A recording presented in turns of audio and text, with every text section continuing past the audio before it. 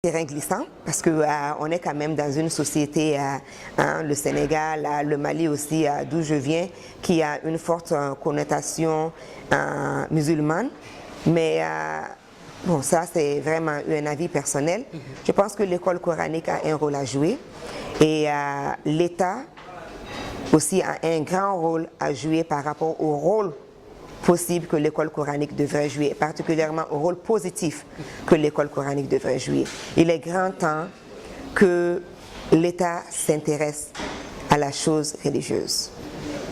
Comme l'école typique, classique, européenne, chez nous basée sur le système français, est régulée par l'État, je pense que l'État a tout intérêt, pour des questions de survie et stratégie, de aussi s'occuper et de réguler le domaine de l'école coranique.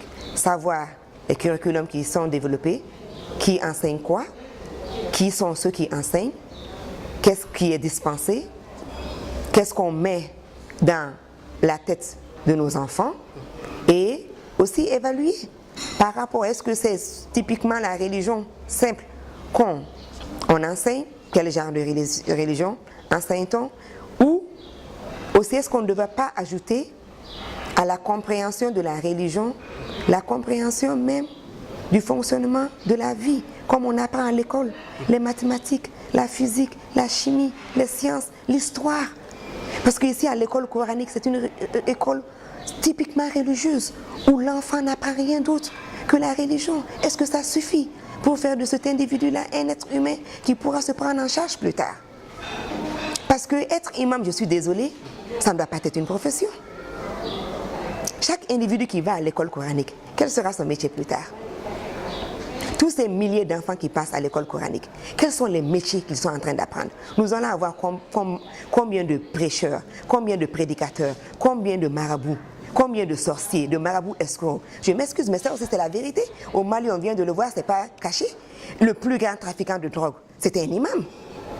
Mais s'il n'a rien d'autre appris, on peut avoir combien d'imams diriger nos mosquées?